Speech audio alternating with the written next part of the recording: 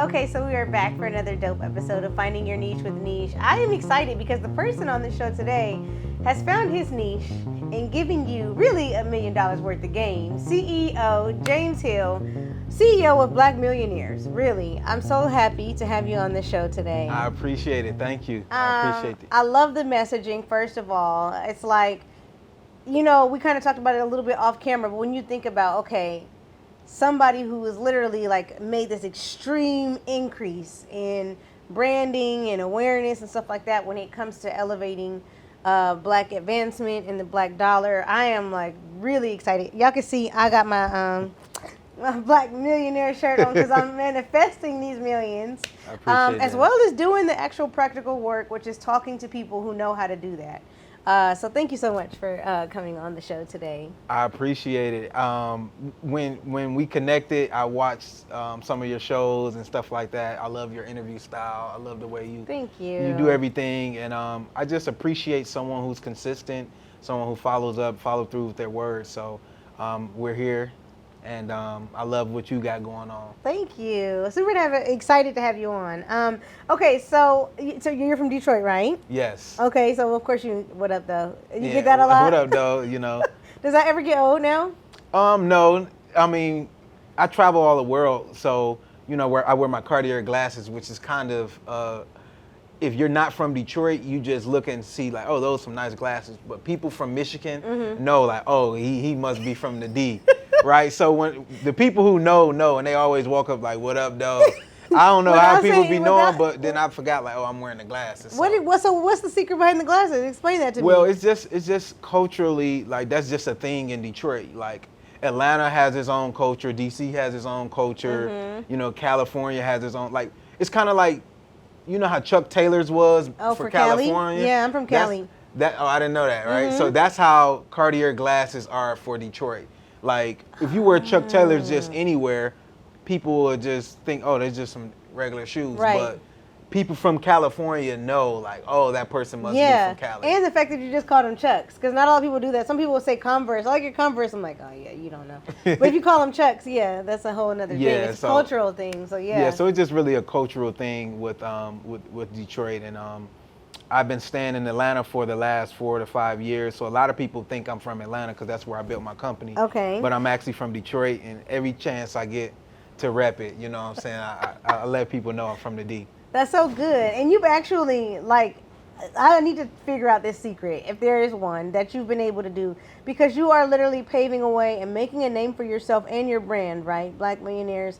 I have just become really done a lot. I've just become totally, what would the word be, engulfed in, like, and interested in how you were able to, like, literally make this brand turn into this conglomerate of, like, what? Like, I'm like literally trying to wrap my mind around it. So for people who don't really know the origin of the story from where you started versus, like, you know, they say how it started versus how it's going. Yeah. You have the epitome of that with Black Millionaires. So can you talk a little bit, walk me through the process of how you even thought of starting Black Millionaires versus what it's actually turned out to be? Yeah, so I guess I'll take it, you know, I'll talk about before the brand. Okay. Because that's where probably a lot of the listeners are, or that's where people can really connect the dots, right? Because you can't connect the dots moving forward. If you could, everybody would be a billionaire, right? Because you can just connect the dots and just, oh, this is going to be my grand idea. But I'll start in college. So in college, right before I graduated from Saginaw Valley State University. I got my degree in marketing and communication. But I couldn't really get a job in journalism. I always wanted to be in media, right? I couldn't get a job in journalism. And then I actually got a job offer, and they was only trying to pay me like $30,000. And I was like, dude, what is this, right? So I realized, like, well, if I want to be in media, I got to kind of start my own company. So I was broke. I didn't have any money. So instead of starting a company, I went to become a mortgage banker. So I was a mortgage banker working in finance for a company called Quicken Loans. It's now on the stock market as Rocket Mortgage. So that's where a lot of people know. What does that mean to be a mortgage banker? A mortgage banker, basically, I originate loans. So if you wanted to get a home, I originated loans across 18 states across the country. So because of the crash of 2008, you actually have to be licensed in the state in order to originate a loan. So meaning you call into Quicken Loans, hey, I just met with my realtor. I actually want to put an offer in on this house. The house costs $300,000. I only got $50,000 in the bank. So I want to put a down payment and I want to get a loan for the rest of the purchase price in order to acquire the home. So I was the banker that you went through in order to do that. And I helped you get your finances and everything in order, get your credit right in order to acquire the home. So I did that at Quicken Loans. And Wow. so during the process of doing that, I loved that job so much that my entrepreneurial spirit just kind of went away. I figured I was Really? Yes, I figured I was going to do that for the rest of my career. I was like, You well, really enjoyed it. I really, really enjoyed it. That's a great company, man. They got a lot of good values. And then they're kind of like the biggest company in Detroit. Okay. So it was like the thing to do. It was like, this is it. I've literally reached I the literally epitome reached, of success. exactly. I was probably about 22, 23 at the time. I was making probably $150,000 a year. So that's a lot of at 23? Yes, that was a lot of money. I ain't got no kids. So I was like, That's man, very comfortable. yeah, I'm like, I'm done, right? So at that point, this was my first time ever making any real money. So I was, frivolous kind of with my money, just living downtown in a loft style downtown. My family laughed at me because I had went vegan. So I was spending all my money at Whole Foods. I mean, I was spending like $500 a week at Whole Foods, man, just buying fresh food and just wasting money because I had so much money. Right. And then I realized that it was a lot more to life. So we had this competition called March Madness at the company. And basically, it's where they trick all the bankers to work 30 days straight during March. March Madness comes from the NCAA basketball tournament, March Madness. Yep. So you're working every single day for 30 days. You don't take no days off.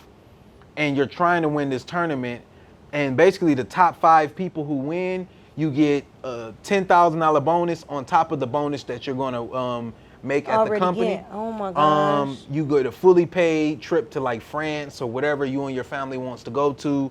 You get a month off of work. Like, you get so much. Okay. So I was working so hard trying to do this. I stayed literally across the street from my job because I stayed in the loft downtown Detroit.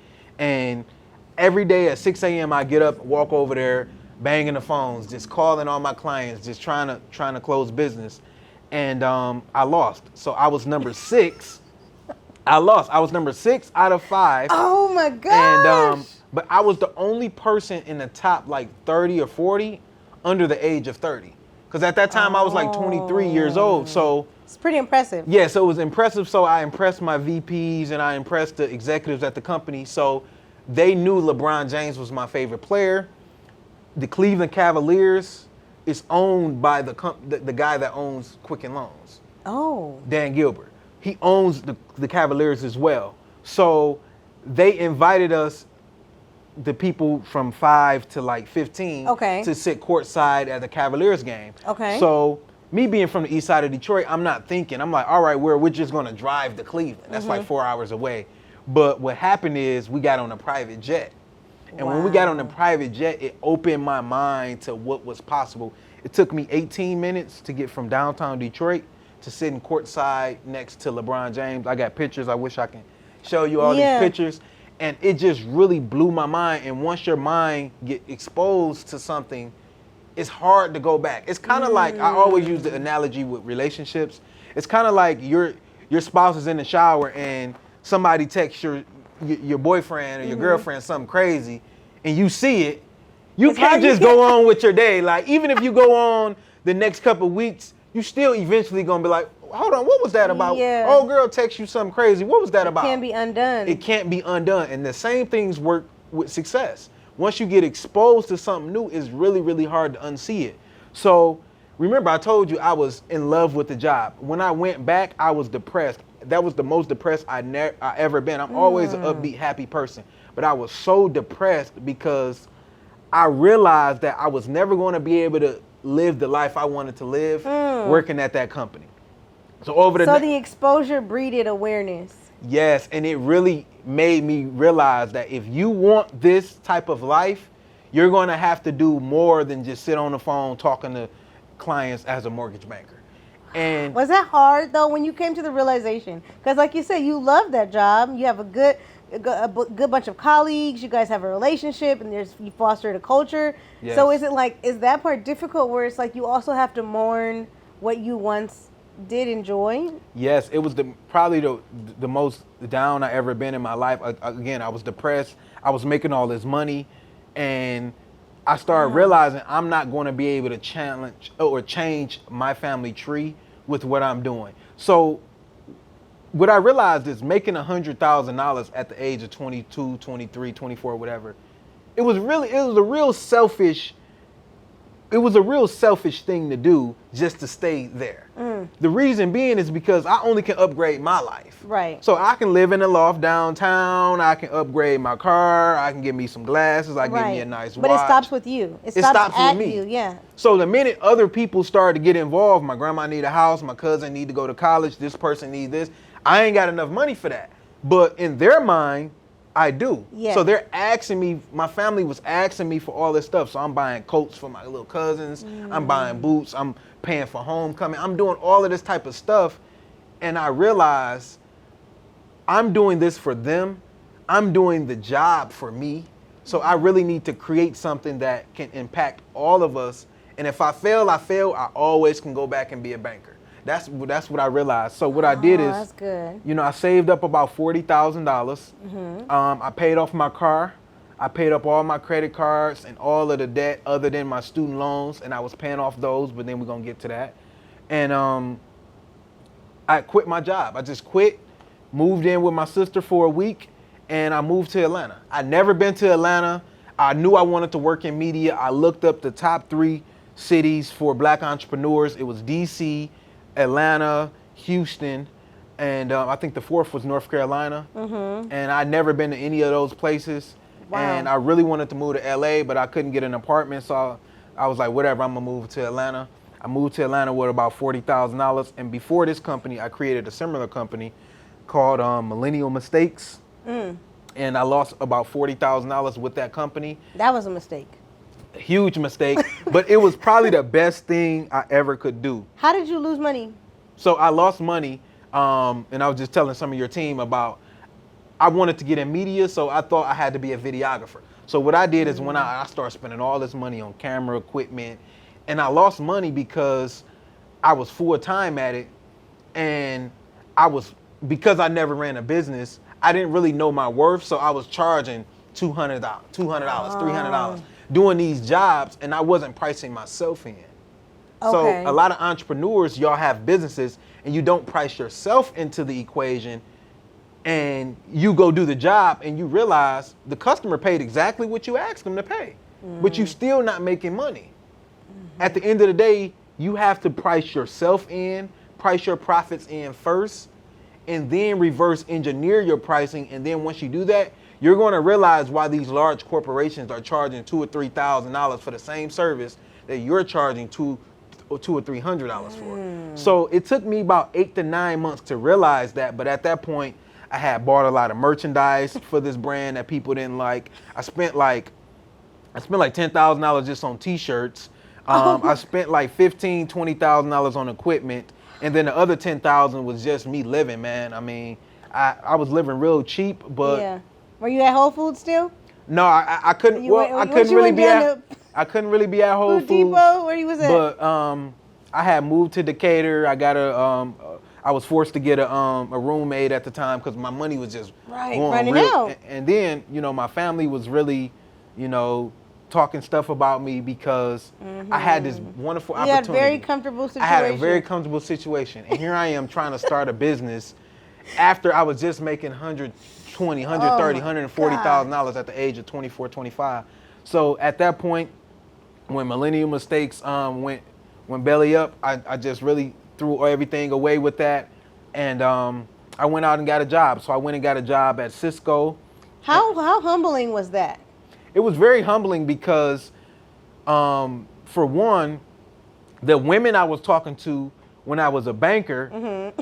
wouldn't answer my call when I was a full-time entrepreneur. So I was dating one girl, and I told her I was going to be a full-time entrepreneur. She literally didn't answer my call ever since the day I texted her that. I was like, Wow. actually, I'm quitting my job and I'm going to, go into this media stuff. She read my message and never responded back to me. And that was it. And that was it. So the type of people that I was connecting with, the type of cars that I could drive, the type of places I Yeah. could live, and all of that was here. And here I am. I had to dumb my life down because I was trying to start this business. Mm-hmm. So I had to really humble myself, and it really showed me that people treat you a certain way when you have a certain amount of money and when you have a certain amount of status. And again, I was already exposed to this certain amount of money and status, so it was really, really hard to go back. So when I went and got the job, I remembered some of the mistakes and the things that I made, and I said I'm never going to do that again. So the way I started Black Millionaires is, are you familiar with the Gathering Spot? Mm-hmm. So the Gathering Spot, I became a member at the Gathering Spot once I moved to Atlanta. Okay. And I met the guy who created the Super Soaker. His name is Lonnie Johnson. At the Gathering Spot. At the Gathering Spot. I didn't know who he was. So he's worth $400 or $500 million. Me and him sitting down next to each other, and we're just talking for like 45 minutes. It was like a keynote session going on. We're talking. We went and grabbed some food. We sat. So I'm just talking to this. Yeah, but you don't know who he is But I yet. don't know who he is, right? And we're just talking about just regular stuff, sports, whatever. And then somebody pulled me to the side. He went to the bathroom. Somebody like, you know who you talking to? I was like, no, who is this? It was like, that's Lonnie Johnson, man. I'm like, who is that? And it was like the guy who created the Super Soaker. He's a Black millionaire. Like, you really need to like connect with him. So I connected with him on LinkedIn or whatever. And I started calling my family like, hey, I just met this guy. He's a Black millionaire, this, that, and the third. And they was like, who? And until I said the Super Soaker, then people was like, oh, okay, I know what that is. Yeah, yeah. He created that? Oh, okay. And I was like, wow, I need to create a brand that highlights individuals like him instead of the traditional people that we see, LeBron James, the Jay-Z's. And LeBron, my favorite player. Yeah. Jay-Z's my favorite artist, but it's like, that's a 1 in a billion. And the whole thought process of creating Black millionaires is our community would do a lot better if we propped up 1,000 people worth $1 million instead of one person worth $1 billion. Because if that one person worth $1 billion gets some type of scandal or they die or whatever, that does nothing for our community. Now that gives us something to aspire to, but our counterparts in other communities and other races, they're above us in terms of net worth, not because of the Jeff Bezos of the world. They're above us in terms of net worth is because the local plumber who created a business who's worth $3 or $4 million that no one knows about. The real estate agent that's been doing it for 25 years that doesn't get any media or press, but they have a brokerage and a firm and they're worth millions of dollars. And it's thousands and millions of them. And then there's the Jeff Bezos and the Jay-Z's and the people that's at the top. Yeah. And in our community, we aspire to be that one person at the top. But let me ask you this question. Okay. Name one Chinese leader? Chinese? Yes. Or Asian? Or Asian, Chinese. Leader? Okay. Leader. Like, you know how we got leaders in our Trivia with community. James Like, Hill. Okay, let me like- see. Okay, does Jackie Chan count? okay, that's one. Okay. What's the one that's terrible? How do you say his name? Kim Jong-un? Okay. Okay, and okay, Asian leader. Or I'm gonna give you some. Name a Latino leader. J-Lo. Okay. Outside All of my entertainment, okay. I was You're gonna say, all naming my people are gonna be entertainers. entertainment, I'm talking okay. about entrepreneurs, Oh, business people. Okay, Latino. No, I wouldn't know any. Right? Neither culture, Asian or Latino. Exactly. The Black community is the only community that has that status symbol of that one individual, like the Oprahs, Okay. the Jay-Z's. And it's like everybody in the community is competing for that one spot. Yes. That's But in true. all other communities, they understand that, well, I'm a fit in my place here, and if I'm just the doctor or the lawyer or the That's good enough for me. that's good enough. I'm still gonna be able to build millions and build wealth doing that. right? But in our community, we look at one person, okay, sports or Yes. entertainment. Because we and that's feel really like it. you need the visibility in order to be successful. We feel like you need to be famous, you need Yep. to be on TV, you need to be in Hollywood, Mm-hmm. right? And that's not the reality of most multimillionaires. That's just true. not the reality. And my platform is to give those individuals a voice and give them the same media coverage that the traditional media gives Mm-hmm. our black millionaires who made it through entertainment and through sports. That's such a good point. So take me back to the actual moment where you realized the difference between, okay, this is an idea and, oh my God, this is a really good idea. Yeah, so the minute this is so crazy. The minute I started the Instagram page, it took off. The minute I started. minute you started? The minute I started, I'm telling you, I went viral probably the third day I created it. And I started it from ground, just starting from zero, right? Yeah. So I had a partner that I was going to do the brand with, and we put up $150 a piece to start it. And the only reason I'm where I'm at today is because I literally couldn't get my $150 back. Me and that partner no longer speaks. This was like one of my best friends from high Wow. school. From college. We fell out. We never had an argument. We fell out over the start of Black Millionaires. And Wow. I sent him his money back. And I had bought a website. I spent my money on Canva. I spent my money on GoDaddy. And I literally couldn't get the money back. What do you mean So you couldn't get it back? So we came up with the idea together, Okay. right? And the name together. But then he sent me $150. I was going to go get the domain, the website, because I'm the digital marketer. Okay. He was going to be like the behind the scenes guy doing all the other stuff with the media and stuff. We had a falling out over just money and just miscommunication. Yeah. And he said, all right, send me my money back. And I said, all right, cool. Sent them the money back. And okay, if you look at my Instagram page, I have an underscore behind Black Millionaires. Okay. The reason we fell out, and this is my first time ever sharing this, right? The reason we fell out is because when we came up with the idea, I was like, all right, let's create the Instagram page. But I was on a date. So because I was on a date, I didn't want to be on my phone. And I was like, all right, create the Instagram page. And then the next morning I woke up and I'm like, oh, you created the Instagram page, right? And he was like, no, I ain't created. And I'm like, bruh, somebody took the handle, Black Millionaires. Like, Yeah. it's been years and ain't nobody thought of this idea. The minute me and you have a conversation about the idea and I tell you to go sign up for the account, the account is gone. So when I went on there, so if you go on there, it's like a bot page that has Black Millionaires.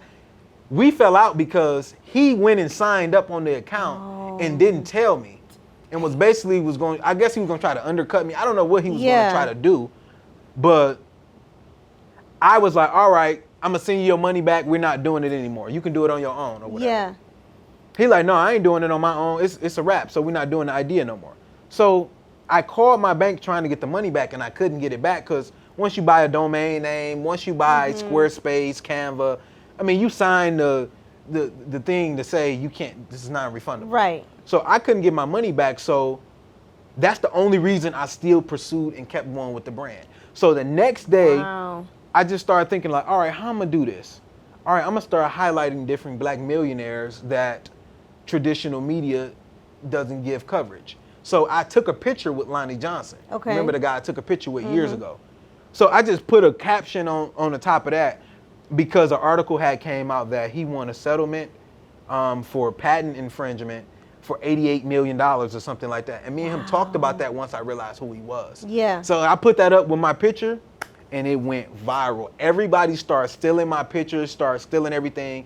And the way I started getting a lot of social media followers is I went on there and I was like, hey, like tag me on here. Some people tagged me, some people didn't. And I was like, I'll pay you to tag me, Yeah. like, whatever. And some people was like, all right, it's $50, it's $100, it's $1,000. Yeah. So people started stealing my content and then they started tagging me.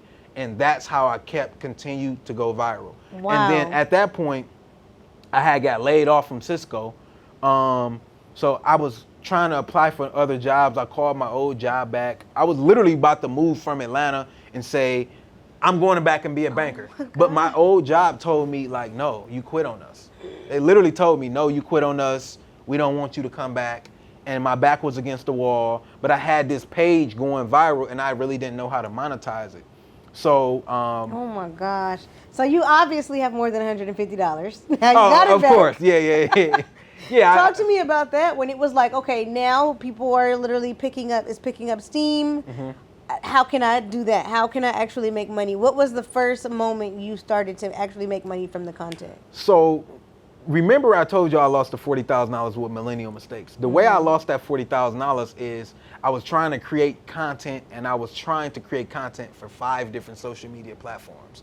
So I was on Instagram, I was on Snapchat, I was on Twitter, I was on Facebook, I was on all the social media platforms. And I learned so much about how to communicate and how to put the words on the top of a photo. It's called a meme now, but basically I was creating those before it was a thing. Okay. So I started creating memes that went viral. So I literally know the system and how to go viral, how to make something viral, how to communicate to make things go viral. So when I started getting that traffic, a lot of people started saying, hey, can you teach me how to do that? So I started working with people, teaching them how to do it, providing advertising for small business because I'm getting all these followers. Yeah. Then I started selling t-shirts and I started selling merchandise. I started selling digital products and stuff like that. And again, my investment was the $150. That's it. Crazy. That's all I invested. And then I just kept making money off ads, off consulting, off marketing contracts that I established with different individuals. And I just kept figuring out, even when the algorithm changed, it went from photos to video, and I just kept figuring out how to use my skill set in order to make the content go viral. Wow. Can you you don't have to say the name of the actual content, but can you say the actual moment where you got the most, well, maybe not so far, but your first big chunk of money for giving that kind of exchange of knowledge? So my biggest day financially, like just making money, happened back during, I think it was like June of 2020 or something like that. I made $28,000 just in the stock market. Wow. Just off a stock market play that I had just, invested in. Okay. And then I made like $45,000 just selling. And the reason I made like $45,000 just selling, I had an ebook. I no longer sell the ebook no more because I have my community, but I made like $45,000 selling that because I documented my process of growing my Instagram follow. You can literally go on my Instagram, and when I hit 10K, I was like, hey, I hit 10K, hey, I hit 20K, and I literally documented the process. I didn't know what I was doing at the time, but basically what I was building up is social proof. This guy knows what he's talking about. And then I released my ebook, I released it, and I learned that Nipsey Hussle released his album for $100. And I read this book called Contagious, and they were talking about one way to get free marketing and free press for your business is to charge a ridiculous price that people are going to talk about. I'm not buying that. But and people are talking about how they're not buying it. It's giving people, like, they're talking about why they're not buying it, why they're not buying it. And then it's going to be some people like, well, if everybody's not buying it, well, let me check it out. Let me try it out. And it worked with this company in New York. They did a $100 cheesecake. And then Nipsey Hussle did it. He did a $100 album. So I was like, whatever, I'm going to do a $100 ebook. And I released the ebook. And because I had all of that social proof, I started, the only thing I did is I was like, here's where I started, here's where I am now, and just released the ebook, sent out an email blast, sent out a text message blast, went live on Instagram. And then during the pandemic, everybody was at home. Yep. So all the digital marketing stuff, people was looking to create a digital marketing brand. And man, I sold so many of those ebooks. Oh my God. And sold so much advertising and all of that. So what is your mind thinking as you're continuing to see the numbers go up? What are you thinking? So, for one, I had already got humbled years ago. So I knew it wasn't going to last in terms of making this amount of money every single day. Okay. Right. So I'm like, okay, I made this good money. Let me reach out to people to figure out what to do with this money because I don't want to lose it because I done had $40,000, $50,000, $60,000 in the bank before and I lost it before. So I'm like, well, I don't want to lose this money.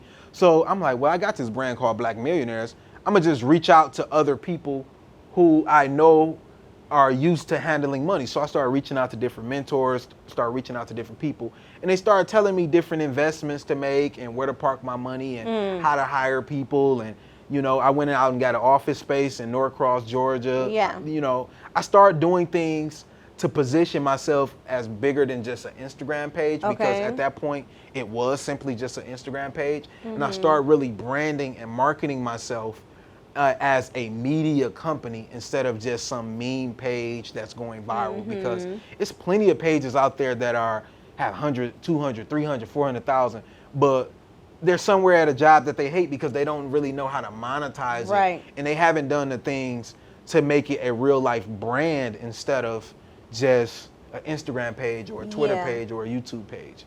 So I thought bigger in terms of marketing myself as a media company instead of just some page. What would you say? And I think that's brilliant. It's super commendable and a very, very interesting story. How to see, like, literally, it came from, like you said, $150 to now it's like, oh my God. What would you say though? Like, if somebody wanted to, like, I don't know, essentially emulate what you've been able to do, what would be the actual most Like important practical thing somebody can do to grow their following? So I think you have to create shareable content, and that sounds so cliche, and people probably say that, but people really don't know what that means. So let me tell you exactly what it means. When you go on Instagram, most people go on Instagram to consume content. You have to shift your mind and to think about producing content. And what that means is you want to get people debating. You want to get people agreeing with you, disagreeing with you. You want people to have an opinion about the work that you create, no matter if it's a good opinion or a bad opinion. And I think the problem is most people are lukewarm, meaning they're not hot or cold. In business, in life, if you want any type of traction, you have to be hot or cold. People either love Donald Trump or they hate Donald Trump. You either love Obama or you hate Obama. Kanye too. You either love Kanye or you hate Kanye. You either love Jay-Z or you think he's an Illuminati. So you want people to create that type of narrative around your brand. Yes. Because it creates super fans and it creates haters. And the haters, once they convert to a super fan, they're never going back. So that's what you want to do. And a lot You of want to people, convince people though over time. You want to convince the haters to become, or do you feel like you need the haters to thrive? you need the haters to grow. If people are not talking about you, if they're not in your comments saying, this is crazy, why you interviewing that person, you shouldn't be doing this, why you doing an interview like that, then you're not doing something right, or you're not being consistent enough. So you want the controversy. Okay. Controversy sells. Controversy is why the Kardashians are billionaires. It's because they force people to have an opinion about what they're doing. So most people go on social media and they're just lukewarm. They don't want to step on nobody's toes. They don't want to post up their real thoughts. They don't want to actually interview the people they really want to interview, because they're like, oh well, what are other people going to think? Yeah. But at the end of the day, if people are not talking about you, then that means you don't have the attention. And attention is the new currency of social media. So then how do you do that? So what if you're a person like me that actually cares about integrity? Okay. And character. I do. I care about integrity and Okay, character so then as how well. do you kind of navigate that space without jeopardizing or exploiting other people? How do you do that? So what do you mean by exploiting other people? Give me an example. Okay, so for an example, I've had people on that have very interesting topics, and some of the clips that I choose to post are the same. I like what you're saying. Some of them are lukewarm. We're just like, that's interesting, but out there are other aspects of our conversation that are like controversial or eyebrow raising. But those, I just saved those for the full episode drops. You should do the exact opposite. Yeah, but I don't want to seem like oh, I only had you on just so I could post this clip. I don't want them to feel like I tried to exploit them. So you're doing your brand a disservice, because you're basically telling me that you have 3 or 4 pieces of content throughout the whole interview that has potential to get 10 times, 20 times the viewership, but you're not willing to post that because you don't want them to feel. I don't want the guests to feel. Well, like I use them. At the end of the day, the guests said they need that too, huh? Yeah, it helps the guests as well. So the guest came on here and said some type of crazy controversial thing, whatever they came on and said. You should highlight that because that's what TV does. Okay. That's what movie does. That's what advertising. That's what. That's I'm what like you though. I'm from media. I'm from broadcasting. So there's like somebody has to tell your stuff is positive. So I'm interested to know why Yeah. you're saying this angle because it's like somebody has to give a positive narrative at some point. So yes, my content is positive, but some people might disagree with the positivity. Like for example, I might interview somebody and they say, forget a 9-to-5, quit your job and go all in on entrepreneurship. That's very controversial, Yeah, it even though is. we're talking about a positive topic. Okay. Right? But I'm gonna also interview the person that's a 9-to-5 millionaire and say, you don't need to quit your job. They're stupid. I'm gonna use my job to invest in my business. So I'm just a platform. Okay. I'm not agreeing or disagreeing you're with the messenger. I'm the messenger, and the platform companies do the best. Social Instagram, a platform. They just provide you the platform to share your thoughts. Yeah. That's all you're doing. So when you start thinking about yourself as a platform, now obviously you don't want people to come on here and start talking about things that are maybe offensive to other ethnicities or groups or whatever, right? That's not what I'm not what you're encouraging you talking to do. about. Okay. But what I'm saying is, if you're interviewing somebody because they have an interesting topic. So you're doing your audience and the interviewee and everybody on your team a disservice if you hold the best content for the full interview, because no one's going to get to the full interview because they never saw that exciting okay, gotcha. content. So Oh, just so flip it good. around. Like if you have an hour interview, cut it up into pieces. If you got 3 pieces of content that you think will do well, that's controversial, post that content up.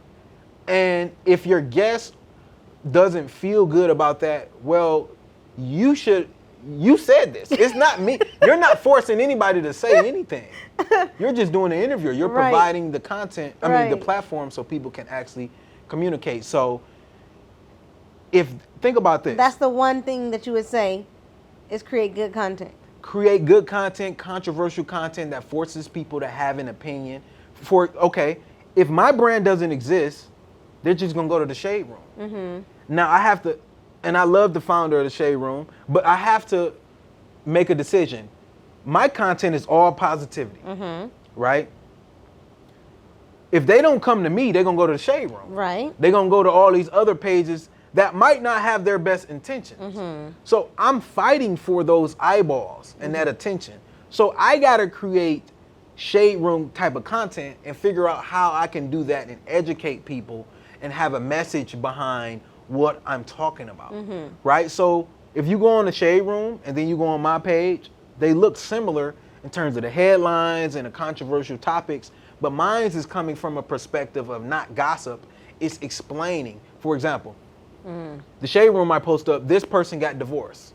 I'm gonna post up, this person got divorced and they had a prenup and now they have to pay their spouse $10,000 a month because of the prenup said XYZ. I'm educating people on the importance of a prenup. Got you. So we're reporting on the same thing, but I'm just looking at every situation and trying to pull out where's the lesson, where's the financial lesson here, and then I'll post that type of content up. Gotcha. Instead of just saying this couple got divorced or this couple cheated. Like I don't post up stuff about that. I post up stuff about what's the financial information that I can get out of this controversy that's going on. And I think So then how do you get to the science of the thumb stopper, right? The actual thumbnail, the caption. How do you create that? Because I think that does a lot for the brand and the exposure is that. Because, people scroll and it's like, how do you make sure you say something that's like make people literally stop scrolling? So I would say 3 things. Less is more. So you want to say the most you can with the least amount of words. You also want to use numbers anytime you can, because numbers, instead of putting the word 8, put the number 8. For one, it shortens up your caption. And 2, people can physically see 8. A lot of people just breeze through and they might read over the number 8. They don't know what you're talking about. So those are some different tips and things like that. And then Instagram even gives you now, they show you, well, if you post it this way, it's going to be out of the The margins and the margins. proportions, So yeah. you gotta make sure you can communicate, and now you gotta communicate in 4 different ways on social media. You gotta communicate through video or photos, right? So you have to have a video or photo in your content. The caption at the top has to communicate what the photo or video is about. And then you want to use some type of sound, if there is a sound that could communicate what your topic is about as well. And then you want to give people a call to action. And the call to action is giving them a reason to comment. Like, let me give you an example. Okay. Okay, Idris Elba, right? His daughter just, she was trying to get into a movie. Okay. And she didn't get in the movie, and she got mad at her dad and didn't speak to him for 12 days because she like, well, all these quote unquote white producers and white actors, they get their kids in off GP and they get them in a movie and they turn out to be these huge actors. But he wanted to teach her a lesson, Okay. and didn't give her that leg up and use his celebrity for him Opportunity, yeah. this opportunity. So I know most people are going to agree and disagree. So I didn't report the news and say he did this or whatever in the caption. I explained what happened. I showed a picture of the 2 people, him and his daughter, and my caption at the bottom just said, who wrong in this situation? I don't care what people say. I just want people to comment and give their thoughts and their opinions. I'm giving the people a voice. I'm just providing the platform. So my platform isn't really mine, it's the people. Yeah. And that's how you have to think about your platform. It's not your platform, even though you own the LLC, you own the business, and you monetize it. Yeah. It's really the people platform. If they're telling you that we want these 3 or 4 clips, but you're saying, no, you got to actually go watch the video first, you're doing them a disservice because there's reciprocity. You got to give people something first, and then they're going to feel like, well, I need to go watch the whole interview. Because if they watch the whole interview, why would they even need to watch your clips? I'm gonna on post the social media? juicy stuff now. I got you. Yeah, post the juicy stuff. If you got something juicy, I usually do, but sometimes I'm like, I don't want them to feel, I don't want them to feel like, oh, I'm chasing clout or like. everybody chasing clout. Everybody's chasing. I'm telling you, if they say they're not chasing clout, they're capping. Clout is how you get paid. The reason people, I don't care about Instagram followers. Well, I make money off my Instagram followers. So you don't care about money? Yes, I care about money. So you want to get your Instagram followers Yes. up. You want to get your YouTube subscribers up. You want to get your downloads up. Because clout is how you get paid. You go to sponsors and say, hey, we have clout. I got 80,000 downloads or I get 80,000 views or whatever you got.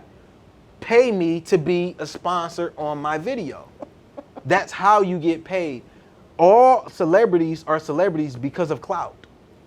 So when people want to talk about you chasing clout, I'm chasing success. I'm chasing money. I'm chasing the bag. You're correct. So you got to be okay with that. You literally have to be okay and shift your mind and say, you know what? I am chasing clout. I do want to interview this celebrity because I know bringing this celebrity on is going to bring half of their fans and it's going to make my fans buy into me more. So I am chasing clout. So yes, I am. Yeah. All right, me and Jen's gonna start a new podcast called Chasing Clout. All right. Hey, you got it. We are chasing clout, man. I That's mean, so funny. people lying to you if they say they don't want clout. You want clout at your job. You want clout with your spouse. You want clout with your kids. Because clout is basically people know about you and then they respect you. That's all clout is. So you want to have clout with your spouse. You want your spouse to respect you and to look at you as this person and to be grateful that you're together. Yeah. All of that is clout. But people try to make clout seem negative. It's not. Wow. That's a lot of game. That was a lot of game. I really thank you for that. Okay, so then how do you, I guess let me ask you this then, what's better? Which one is better, followers or engagement? Both. You need the followers just because followers bring followers. So if I come to your page and you got 1,200 followers, right? Not to, shit on anybody who got 1,200 followers, because I had 1,200 followers at one point. But if you only got 1,200 followers, people look at your brand a certain way. Okay. Have you ever noticed, or maybe you do this, if you meet somebody and they don't know who you are and then y'all connect on social media, and you see how many followers they got, and you like, oh, who am I talking to? I did that just last week. I was talking to a young lady, and she was just kind of like, not really even addressing me as who I am, and I'm like, I just told the guy, I was like, don't worry, she don't know who she talking to. Yeah. And then she just started really being intrigued, like, okay, who am I talking to? And we connected, and then she just came back like, oh my God, and I'm like, nah, like, now that's chasing clout. Yes. Now she see me as somebody as valuable because she see all this social media stuff I got going on and the brand that I have, and now she's looking at me a different way. So I think the followers does help you, but engagement, it does you nothing if you got 100,000 followers, nobody comment, liking, nobody. So I'm not telling people to go out there and fake it, because you can go buy likes, buy all this. None of that matters. That's stupid, and you're gonna get your page deleted if you do that. But I think it's a healthy balance between both. I think in your situation, I think you should get more engagement by responding. You need to be responding to every single comment. Okay. You need to be, if you got loyal fans, like right now, you're at the stage where probably some of your loyal people that's gonna watch your stuff. So you need to be sending it to them. You need to create an email and a text list. Okay. I don't know if you have that, but you need to create an email and a VIP text list. Y'all get the podcast an hour before the podcast even drops. Oh, that's good. You see what I'm saying? Yeah. Create that cult-like following, because again, in life it's always us versus them. So you want people to feel like, oh, I'm on these VIP lists. I don't know about you. I already saw the podcast already. Right? Exclusive. So you want that exclusive, and they're going to be your core followers. They're going to engage in everything you do. And then you want to continue to build up and get more followers, because eventually you're going to convert those followers into super fans and engaging fans. Yeah. But you need both. And I always think too, I'm always like, okay, is this a science or is this an art? Because it's like, another thing people say too is to post. Like, I should be posting way more in one day. Like, how many clips does Black Millionaires drop in a day? I would say probably about 5. A day? Yeah, probably about 5. So I got different, excuse me, I have different ways to post. Okay. Right? So I might post something about breaking news because I'm a media platform, right? So if something breaks, I got to post it up because people are looking at me as that media company. Yeah. Then I post up, if I do an interview, a podcast, whatever, post that type of content up. And if I got a class or, something I'm promoting, merchandise, whatever, I'll post that up. And then if I'm doing different type of advertising, partnerships, sponsorships, or whatever, I'll post that up. So it adds up to probably about 5 or 6 posts a day. Wow. And you're doing an hour-long podcast, so you have enough content to post that up. Yeah, but see, I feel like, okay, so then you can help me with this too, because I feel like nobody wants to see 5 clips from the same person. Oh, that's incorrect. That's incorrect? Oh, that's incorrect. For one, they're not seeing all of your content. And 2, it takes 5 to 7 times for somebody to even recognize your brand anyway, and recognize it as a brand or a podcast. Do you got family members that be like, what do you do? Even though you got a podcast, they clearly see you sitting, they still don't think you're a podcast because it take a while for people to see it and be like, oh, that's actually a podcast or that's a show. So it takes people time to see what you're doing. So you have to post up a lot because the algorithm is not showing your stuff 100% of the time. So with me posting up 5 times a day, you follow me, you might only see 2 or 3 of my posts. Yeah. So you're doing your followers a disservice by not posting up. You see what I'm saying? James just changed the game for me, y'all. Y'all have no idea. I'm so excited. Yeah, you're really putting me on game. This is a game changer. And so you've been able to come across a lot of Black millionaires now. What have you found to be the common denominator when it comes to Black millionaires? So, for one, you have multiple streams of income, but not necessarily multiple businesses. So a lot of times people think, oh, okay, let me bring it back to you. You're doing a podcast. And if you want to create additional streams of income, you might think, well, I need to go drive Uber. No, you don't. You need to sell sponsorship ads on here.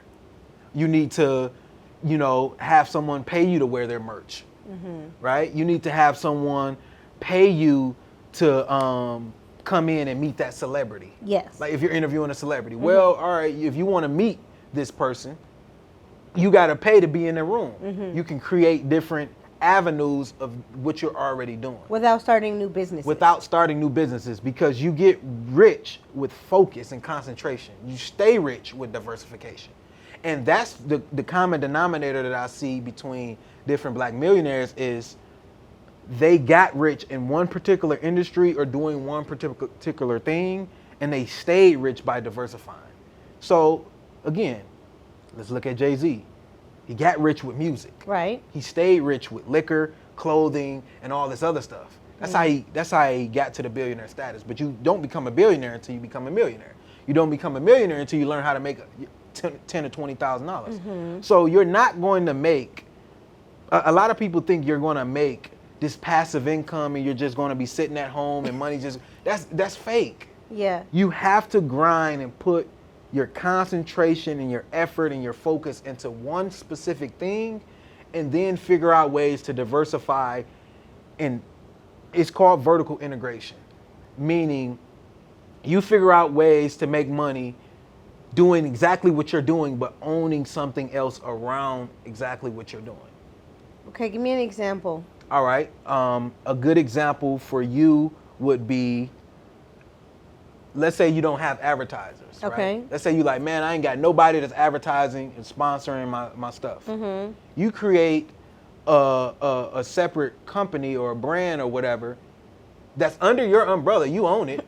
And now you're advertising that company, but you own the company. So you're just really using the digital real estate that you have with this platform. Yeah. And you're running your own ads. And you're saying, hey, shout out to this company, Black Millionaires, or this company, XYZ. They're a sponsor of this podcast. And you own the brand. Right. It don't matter if people know that or not. None of that matters. Yeah.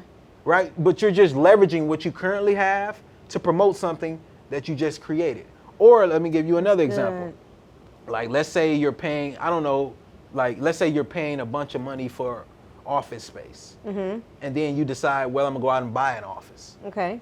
You're not doing nothing that out of the ordinary, but now you just own the real estate that you're in. So instead of paying someone else, you're paying yourself because you're getting the appreciation of the actual real estate. Oh, wow. Okay. What has been the biggest game changer as far as you when it comes to doing business and having a monetary value? I think the one thing most people need to realize is, okay, there's in investments and in business, it's called a point of diminishing returns, which means what gets you here won't get you here. So with you doing a podcast, for example, just doing a podcast and getting good guests, yeah, that's going to be good. But if that's all you're doing, eventually it's going to bring you down because you're not doing nothing else. Yep. So what I realize is getting a bunch of followers is not enough. Getting a bunch of engagement is not enough.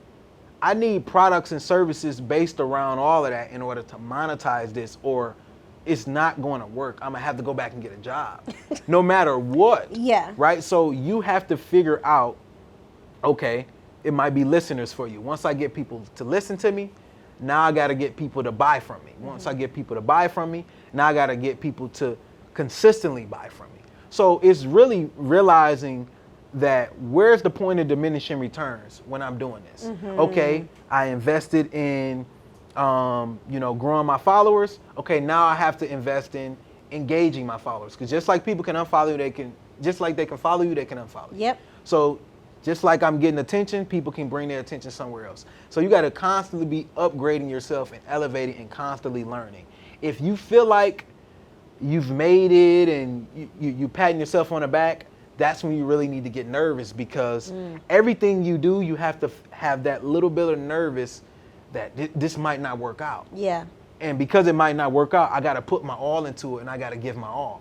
Because if you feel like, oh, it's going to work out, I'm good, then you're not practicing. Yeah. And now you're like Allen Iverson. Allen Iverson could have been the Kobe Bryant, but he didn't want to practice, right? And he's still Allen Iverson, but it's like, it's always that potential of what he could have been. And when we look at Kobe as somebody that left it all on the floor. So he got 5 championships, and top 5 of all time, whatever. And now we looking at Allen Iverson of, he could have been that person, but he didn't want to practice. So I'll say to everybody is no matter what level of success you have, because let's face it, if you make $100,000 a month, it's people making $100,000 a day. Yeah. So it's like you're competing with them. Yeah. So you can't pat yourself on the back and say, you know, I'm good. I'm going to just take a week off and I don't have to keep investing in myself. No, every single day, business is war. So you have to look at business like that somebody's always trying to put you out of business. Because if I can put your podcast out of business, well, maybe those people will come listen to my podcast. Right. Right? That's how people think. Even though that's not the reality. It's vicious. People gonna listen to yours and mine. But the reality is most people think that way. Yeah. So I think another thing is looking at life at how it is and not how I want it to be. That was a big thing I struggled with. Okay. In what sense? Okay, let me give you an example.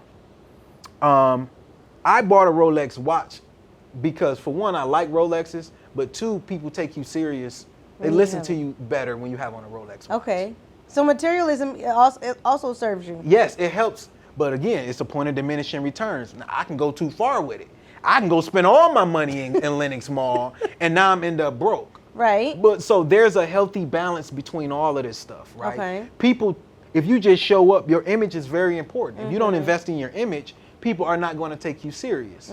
But you can overly invest in your image, right? So a Rolex is a good way for me to invest in my image, invest in myself, but I'm really parking my money because if stuff hit the fan and I need some money, I can go sell this for more than it's worth.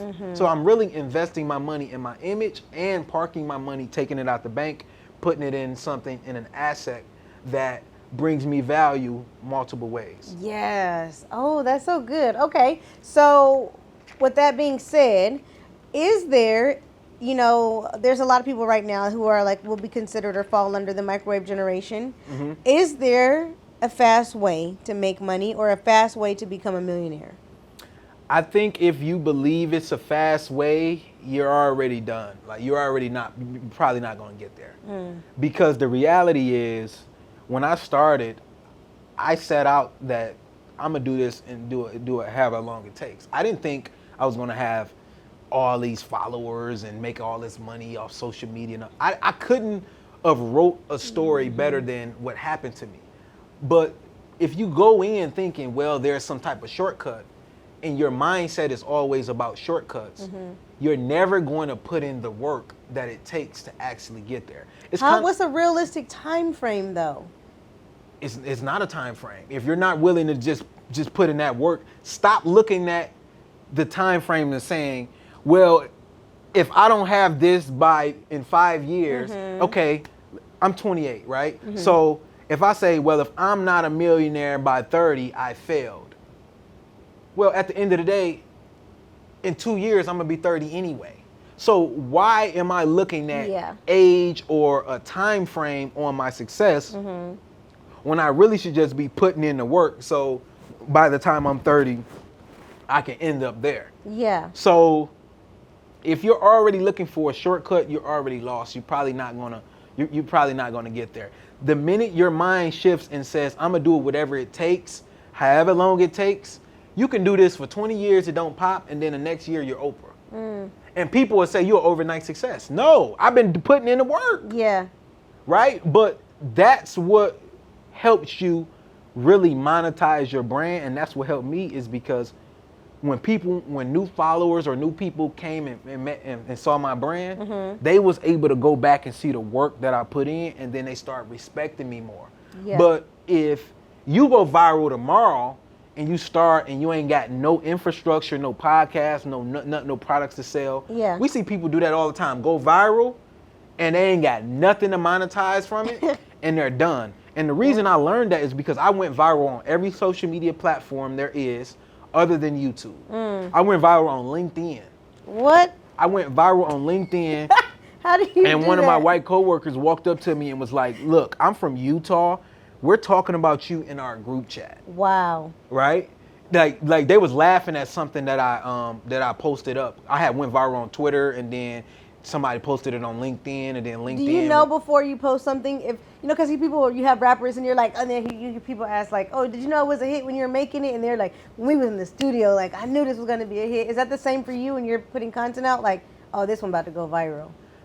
I can kind of know, like, especially if I want to be messy. Okay. I know I can go put something up and go viral. And sometimes, I'm gonna be honest, sometimes you have to do that in order to engage people, but don't do that all the time. Like, for example, I know if I go find a video of some random girl saying she want a man that make $200,000 a year and she make $20,000, I know that's gonna go viral all the time because that's what people like to talk about on social media all day. So I can constantly post up content like that, but you can't really monetize that. But sometimes you got to do things just for engagement, and you do things for followers, and then you do things for branding, and you do things for sales. And for transformation. Exactly. So the content you post up for sales is not the same content you post up for followers. It's not the same content you post up for engagement. It's 3 different pieces of content. And you got to be okay with that in order to grow your brand, to establish your brand, and monetize your brand. It's 3 different mindsets. And it's like, and that's what I mean by the shortcut mentality. Most people would say, well, the shortcut is just growing and getting a bunch of followers. No, Right. it's not. Because now you get the followers, you don't know what you're doing, right? And you're broke. It's a lot of influencers out here with millions of followers broke. It's people out here with hundreds of thousands of followers and they're broke. They don't have any money. And by broke, I mean they can't even pay their own personal bills. Yeah. Let alone build a team, hire employees, travel the world, do all of that.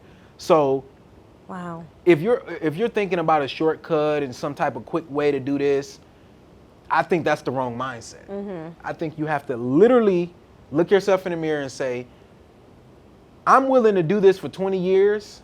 I'm willing to do this for whatever. And if you honestly feel you're not willing to do that, you're in the wrong business. You're doing the wrong thing. That's good. You're honestly doing the wrong thing if you wouldn't do it for free. Yeah. Wow. Y'all, I'm getting a lot out of this. I don't know about y'all, but like all my gears are turning. With Black Millionaires, what would you say though? Is it that like really sets you guys apart in the sense that like when people come to you, what is it that they can expect to get in return? And like, how does it actually work to do business with Black Millionaires? So we have different ways to make money, right? Obviously the advertising. So people see our engagement and they see that we have the eye and the ears of the people. So they're like, well, I want to put my brand out there. I have a brand, I have a podcast, I have this or whatever. So I will pay you to post my content up because I want to get that type of engagement and traffic to come to my brand. Okay. So people pay us that way. People pay us to teach them how to use and build their brand without like build their brand organically. They want to learn how to do that, and you can build it organically. You can pay to play. Both ways work, but you can't overdo one. Are you opposed to the pay to play? No, not at all. Again, one, you have to. Everything is pay to play. Here's what I hate about small business owners, and especially Black business owners. People try to call you out for pay to play, but everything is pay to play. LeBron's not wearing Nike for free. But when Nike pay to play, it's okay. But if you want to pay to get a big guest on your show, people say that's bad. No, it's not. You're investing in your brand. You're investing in relationships. You're investing in yourself. I think that's okay. Because it's people who couldn't pay me to come on their show. Yeah, but see, people feel like you said, get it the authentic way. Do it the hustle and bustle like everybody else. Don't buy your followers. Don't. Nothing is authentic. Authentic, the whole idea of something being authentic, like even the Shade Room, right? People pay them to post, right? People pay them to post their brands. People pay, everything is pay to play. The Weather Channel, they run ads for weather. If you watching the Weather Channel, they got commercials. Yeah. Everything is an ad. Everything is marketing. And once you start looking at your brand like that, everything is marketing, everything is an ad, you will start seeing different ways you can monetize. The idea that Nobody, I'm telling you, nobody did anything organically. Wow. People say that, and they're never going to tell you that, oh, I actually paid this person. Like, okay, let me give you an example. Mm-hmm. Is it organic if somebody has a conference that's paid? You got to pay to get in the conference. Mm-hmm. But I met this person in the conference. Is that organic? No, that's not organic. What would be organic is the conference was free, or there wasn't a conference in general, and you just met that person at the you just grocery met that store. person at the grocery store. That's organic. Yeah. But the reality is, how you really think you're gonna meet Tyler Perry at the grocery store? If you betting your life on meeting Tyler Perry or one of these people at the grocery store, it's not gonna work. Mm-hmm. So the reality is, you might have to pay to get in a certain room to put your brand in a certain room. You might have to pay to get your brand in front of a few people. You got a podcast, it's pages out there that all they do is repost other people's content. Mm-hmm. So if you say, hey, I'll pay you $50 to post up my clip with T.I. because I did an interesting interview and I want more people to come to my page. Yeah. What's wrong with that? Nothing is wrong with that. Yeah. And I think people discourage other people from doing it because they don't got the money to do it. Nothing is organic. When you see people on stages and you go to these conferences and you see these celebrities there, they paid them to be there. That's okay though, because I'm more impressed that they actually got the money to pay them. Right. That part. You see what I mean? Yeah. Like that whole organic stuff, it becomes organic, quote unquote, after the third or fourth time you pay them. And now you can say it's organic. But is that really organic? No. Yeah. That's not organic, because it would have never, the relationship would have never been there if you didn't pay them. Everybody need to get paid, and I need black business owners and small business owners to get out of that mindset of everything's going to be organic. It's not. Sometimes you got to pay to play. You got to put yourself in a position. I think I don't know if you ever heard of a brand called Say Cheese. Have you ever heard of them? Is it a weed brand? No. Okay, no. Well, actually, they do have a weed brand, but it's a media blog. Okay. So he called it "Get Poppin' or Get Paid," meaning you blow up by hoping to go viral, or you blow up by investing in yourself and paying for advertising. Yeah. All these songs we listen to, it's all pay to play. Why you like Drake songs? Because Drake record label paid to be. He paid to be played Right. 100 times a day. So many spins. Yep. That's why artists sign to record labels, because that record label is some radio stations that won't play your music if you're not signed to these 3 or 4 record companies. That's why you be like, why did this person sign that deal? They literally have to do it. Wow. They have to. Wow. That's insane. Nothing is What was organic. the biggest investment you made in yourself? I didn't make any huge investments in terms of I spent $200,000 on this. It was a lot of $10,000, $15,000, $12,000. Is it easier? Has it always been easy for you to like just let that big chunk of money go, or was there ever any kind of angst? It's easier now because I realize the money is going to get spent on Chick-fil-A or Domino's or whatever, or it's going to get spent on buying a $4,000 camera. So either way, you're going to spend the $4,000 because that's how the world works. Money moves around. Money is never standing still. Even if you got it in the bank taking it out and loaning it to somebody else. So when you start looking at money that way, it becomes a little easier to let it go, because the reason you don't want to let it go is because you don't think it's going to come back. So you're trying to hold on to it. But every day you're holding on to money, is losing money due to inflation because stuff costs more and stuff like that. So it was a little harder, but when I first started out, because I wasn't really used to having that much money. But one of my mentors told me, like when I made that $50,000, $60,000 in a week, they're like, okay, leave $50,000 in there for 5 months just to wrap your mind around having this amount of money. Because you got to get used to having that amount of money. Because if you give $50,000 to the average person, they'll start acting different, talking to people all type of ways, hanging up on people, breaking up with their girl. They'll do all type of stuff because they're not used to that money. Right. But if you sit on the money for a minute, That's good advice. your mind starts to realize that, oh, okay, $50,000 actually ain't that much money, because it's not. Mm-hmm. But when you come from nothing, like I did, I'm not saying everybody came from nothing, but I never legally seen $50,000. Never. Right? So I needed to see this money in my account that I made through my own efforts and through my own business. It's different when you make money through your business compared to making it through your job. Mm-hmm. And I always say, and I had a tweet that went viral saying this, $10 earned from your own business is more impactful than $100 earned from a 9-to-5. Meaning, if you earn $100,000 with your podcast, that's a lot more impactful than you got paid $100,000 at your job. Yeah. Way more, because your job can only pay you so much.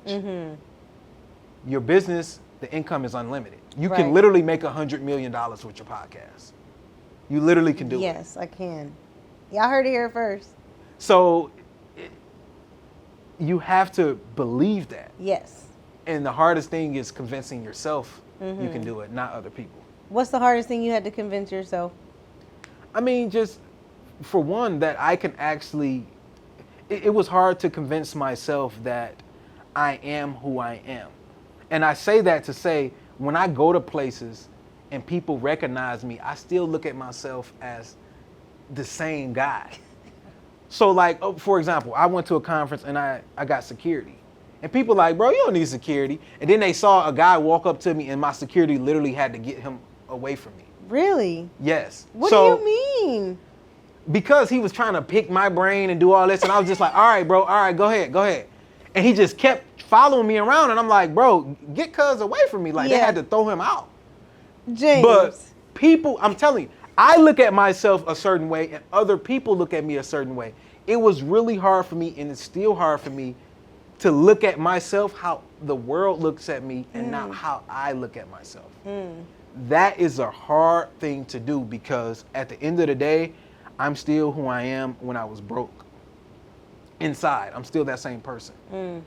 Like, I deliver pizzas, like as a side hustle. So I'm still that same guy that was delivering pizzas, right? Yeah. So when I meet people who delivering pizzas, I always tip them extra, because I look at myself in them. I'm like, I was doing that Yeah. 3-4 years ago. Like, I Yeah. was doing that. And I'm willing to do that again if I ever fall off and have to go to do that again. Yeah.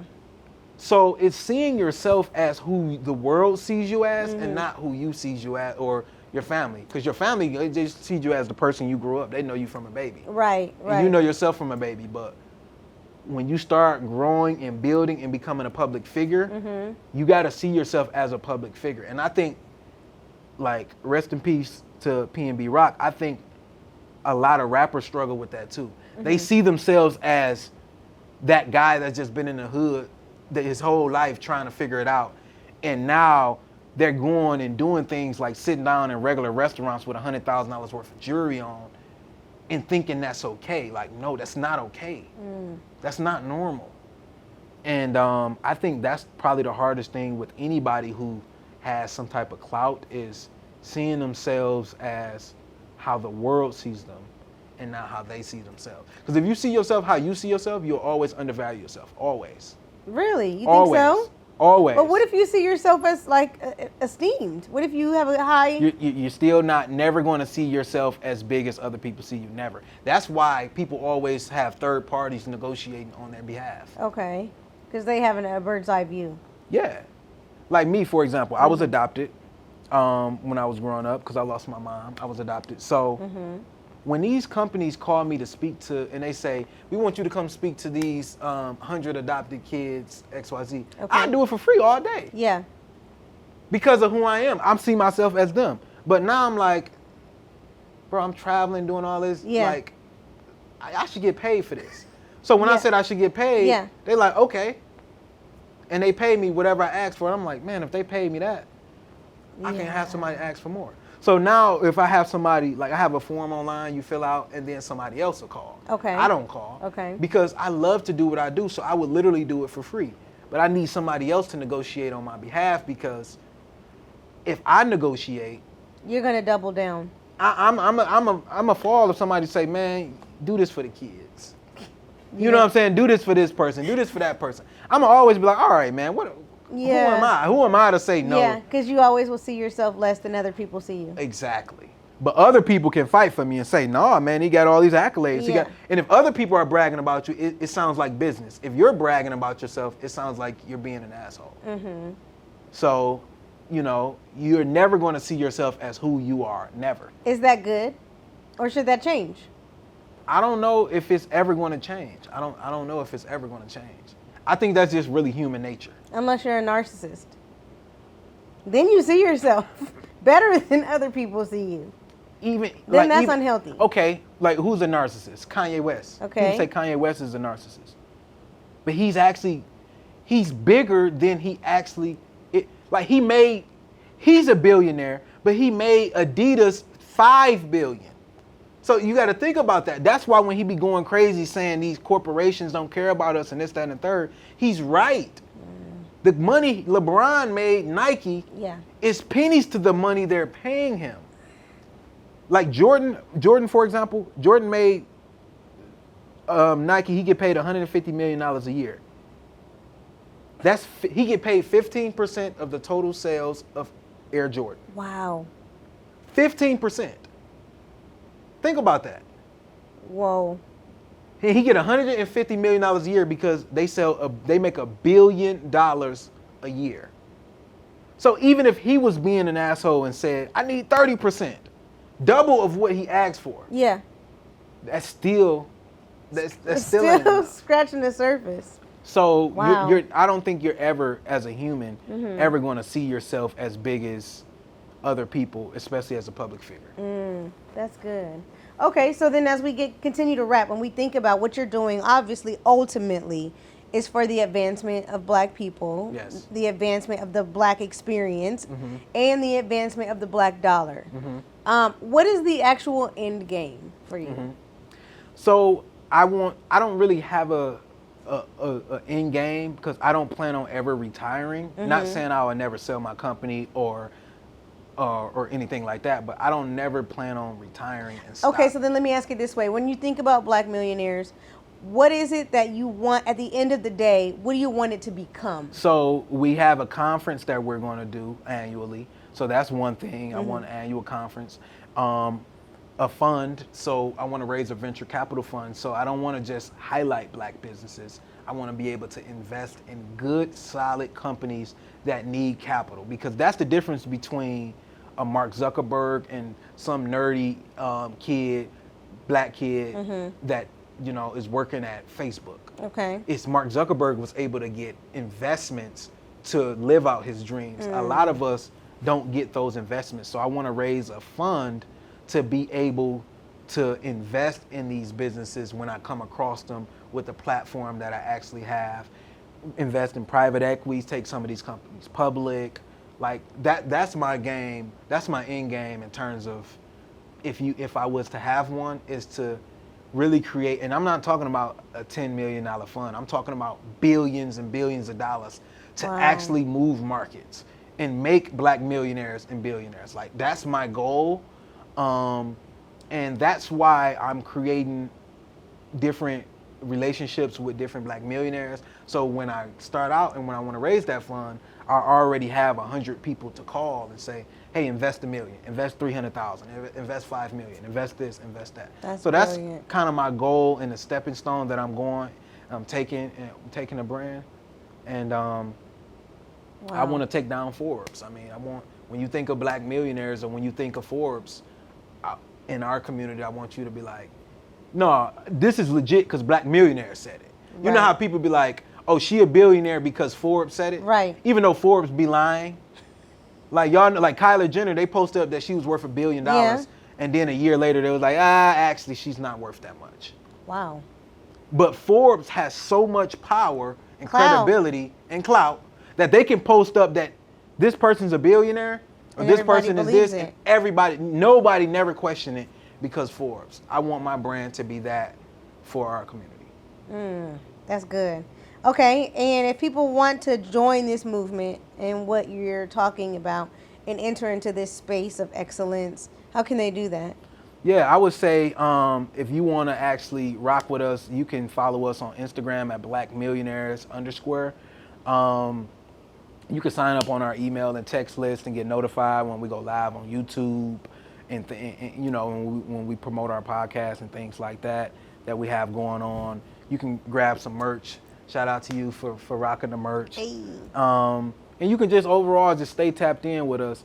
Whether you agree with me or disagree with me, I actually don't care. I just want you to actually state your opinion on my platform.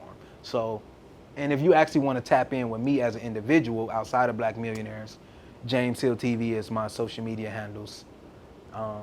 And it's black-millionaires.com is our website. Nice. Who's your favorite Black millionaire? I don't have a specific favorite. I have a bunch of different people. Some of them that I was able to get mentored by. Some of them that I actually still want to connect with. I think I'll just name a few. Right? Okay. I think the guy Byron Allen is really. He owns the Weather Channel. He owns the Griot. He owns a lot of these media companies. I think he's very, very interesting because, for one, he owns the Weather Channel. I mean, right. We're talking about weather, right? Like, that's just something crazy. That's not going out of business. Yeah. I mean, obviously, the Jay-Z's of the world, people like that. But I'm really interested in individuals that I can actually learn from and connect with. Mm-hmm. So, I mean, it's a bunch of names that if I say the names, you probably don't even know them. Right. We're gonna change that though. Of everyday real people. Exactly. That's You're what gonna change that. That's right, what my James? platform. Like that's what my platform is about to change that. I love that. Okay, and then to close us out, best advice you've ever gotten from one of these millionaires. The best advice. That's a tough one, man. The best advice. I would say some advice that I got that really changed the way I look at life and the way I look at business is how you do one thing is how you do everything. And at first I didn't agree with that. Okay. And I would say it's a different quote. That was one quote by the person, but another one was, it takes the same energy to make 10,000 that it takes to make 100,000 that it takes to make the million. Now that's one thing that I'm still struggling with in my mind because I'm like, are you serious? Like, you got to really buy into that. But It takes the same energy to make $10,000, $100,000, and $1 million. Let me give you an example. Let's say you were selling advertising or sponsorship on your platform. Mm-hmm. You can call a small business owner and have a 10-minute conversation and convince them to do $100 advertising. Mm-hmm. You can call a medium-sized business and convince them to do $100,000 in advertising. Mm-hmm. Or you can call a large company like Microsoft or one of these companies and convince them to do $1 million in sponsorships. It's the same call. It takes the same energy. You just on the phone with the person. All you did is literally change the number that you're asking for. That don't take no energy to change that. That's so true. So that's something that I'm still wrestling in my mind. Like, I don't really know. Like I don't know. I'm trying. That's one thing that a piece of advice that I'm wrestling with right now in my mind. Like, do I really believe that? Mm-hmm. And if I really believe that, that means I can step my game up. That means I'm thinking too small, and I need to think bigger. I need to think. I don't need to think about making an extra 10,000 a month. I need to think about making extra 10,000 a day. Wow. And it's like, that's a hard thing to wrestle with. But it's possible. But it is possible because there's other people that look like you, that went through the same stuff you're doing, come from the same community you came from, struggled, did the same thing you're doing, that's doing it. Right. So if they can do it, like, what is it about them and about you that is different? Woo! That's it. James, man, y'all make sure y'all go check out Black Millionaires. Y'all are really setting a new standard, you know, for what it means to be black and changing the narrative around what black people can accomplish and do. I just want to thank you again for coming on. I enjoyed this conversation. I appreciate it. I enjoyed the conversation. Yes, I enjoyed it a lot. I don't do podcasts like that a lot, so thank you. I know. Yeah. I'm exclusive. Like, you don't talk that much, like you said, in this capacity. So Yeah. I definitely appreciate you. And y'all make sure y'all stay tapped into what he's doing because obviously he's doing a lot. So yeah, thank you so much. All right, I appreciate you. Peace.